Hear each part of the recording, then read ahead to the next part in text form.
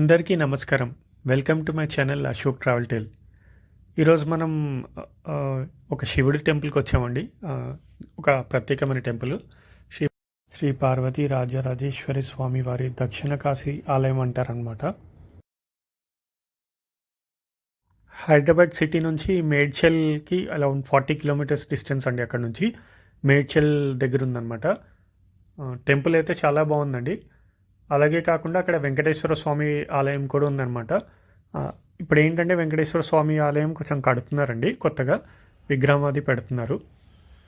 So ఇక్కడ చూసారు కదండి, ఇక్కడ ఏంటంటే మహోత్సవాలు కానీ ఉత్సవాలన్నీ చేసేవి చూపిస్తున్నాము. మేము సాయంత్రం పూట వెళ్ళాము. టెంపుల్ అయితే చాలా బాగుందండి, చాలా పీస్ఫుల్గా ఉంది. నేను బ్యాక్గ్రౌండ్ నాయిస్ కూడా ఏమీ చేంజ్ చేయట్లేదండి. అక్కడ చూసారు కదా ఎంత ప్రశాంతంగా ఉందో, విశాలంగా. టెంపుల్ ఏరియా అయితే చాలా విశాలంగా ఉందండి. మేము ఈవినింగ్ పూట వెళ్ళాము, అది కూడా వర్షం పడ్డదండి ఆ టైంలో. సో వర్షం పడేసరికి అక్కడ అంతా కూడా చిన్న చిన్న ఈ మినుగురు పురుగు అని అంటారు, ఆ సౌండ్ కానీ, లేకపోతే చిన్న చిన్న మనకి పావురాల సౌండ్ కానీ, గుడ్ల గువ్వ సౌండ్లు అవన్నీ వచ్చాయండి. టెంపుల్ అయితే చూడడానికి చాలా అందంగా ఉంది. చిన్న టెంపులే, చాలా చిన్నగా ఉంటుందండి. కాకపోతే చాలా ప్రశాంతమైన వాతావరణం ఉంది. మనకి బయట ఏంటంటే చిన్న గార్డెన్లో ఉందన్నమాట. శివుడు ఇంకా నంది విగ్రహం ఉంది ఇక్కడ. ఇంకా ఇంకా రెనోవేట్ చేస్తున్నారండి, కొత్తగా కట్టినట్టున్నారు ఇక్కడ టెంపుల్. ఇది దక్షిణ కాశీ అని పేరు పెట్టారు. దీనికి ఎందుకు అలా పెట్టారో నేను చూపిస్తానండి. టెంపుల్ అయితే ఈవినింగ్ పూట చాలా అందంగా కనబడుతుందండి, ఎందుకంటే లైటింగ్స్ అవన్నీ కూడా అరేంజ్మెంట్ అలా చేశారు. చూడడానికి చాలా అందంగా, అంటే మనకి వెలుతురు బాగా ఉండి గోల్డ్ కలర్లో మెరుస్తున్నట్టు కనబడుతుందన్నమాట. ఇక్కడ వచ్చేసి మనకి రాగి చెట్టు అది ఉందన్నమాట. ఇక్కడ మనకి అలివేలి మంగ సమేత శ్రీ వెంకటేశ్వర స్వామి ఆలయం అని రాస్తుందండి. చూసారు కదా, అదే కడుతున్నారండి ఆలయం. అక్కడ ఆల్రెడీ పాత గుడి ఉంటే అక్కడ నుంచి విగ్రహాలని పక్కన చిన్న గుడిలోకి మార్చారండి. మార్చి ఈ పాత గుడిని పడగొట్టి కొత్తగా కడుతున్నారు, ఇంకా అవుతుంది. మనకి ఇది దక్షిణ కాశీ టెంపుల్ ఎంట్రన్స్ అండి. మనకి ధ్వజస్తంభం మధ్యలో ఉందండి, అది బ్లాక్ స్టోన్తోనే చేశారు.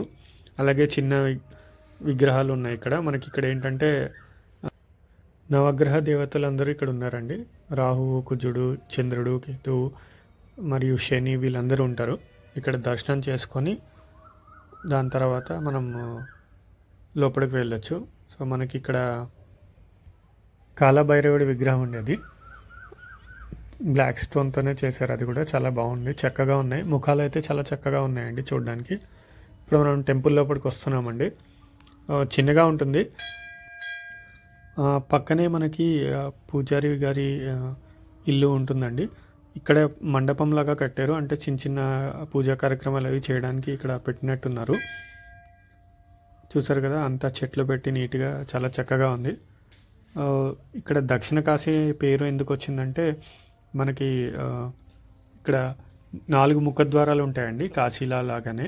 సో ఇది నంది అనమాట, చక్కగా ఉంది. ఇదంతా కూడా కృష్ణశిల అండి.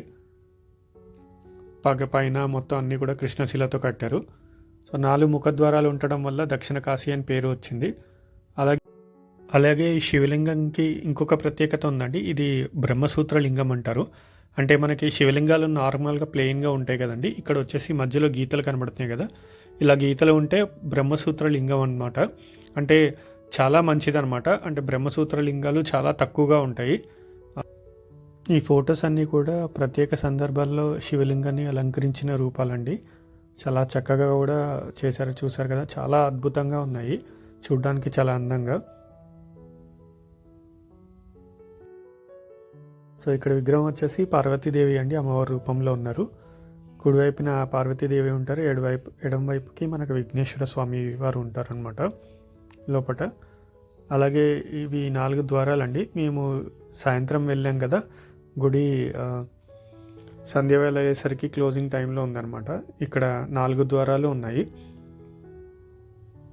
గుడి చిన్నగా ఉన్నా చాలా ప్రశాంతంగా ఉందండి. అక్కడ అంటే ఓపెన్ ఏరియా ఉండడం వల్ల చాలా చక్కగా ఉంది పక్కనంతా కూడా.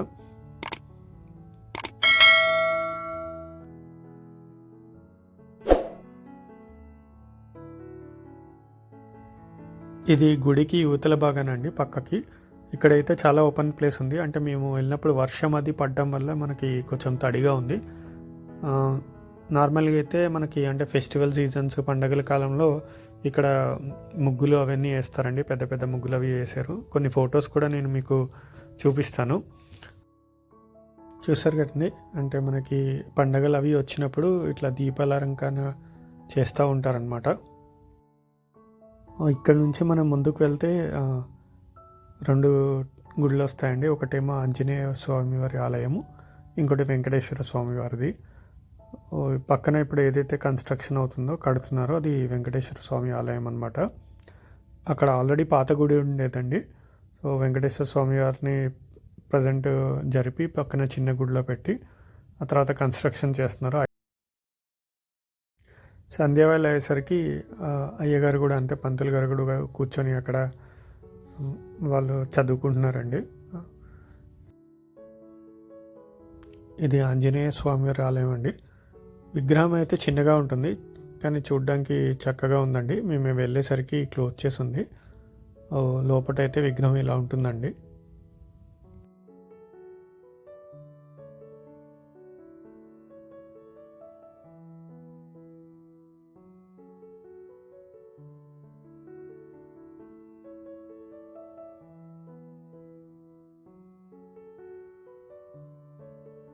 సో ఇక్కడ నుంచి ముందుకి వెంకటేశ్వర స్వామి ఆలయం ఉందండి. అది చిన్నగా కనబడుతున్నాయి కదా, అవి అనమాట వెంకటేశ్వర స్వామి ఆలయం మరియు అలివేలి మంగగారి ఆలయము.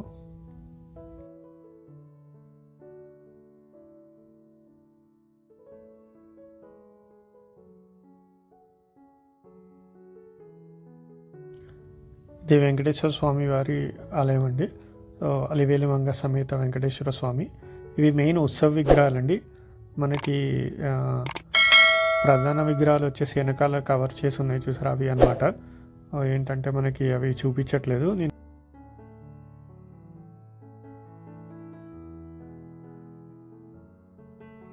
ఇక్కడితో మన వీడియో ముగుస్తుందండి. చూసినందుకు ధన్యవాదములు. Thanks for watching the video.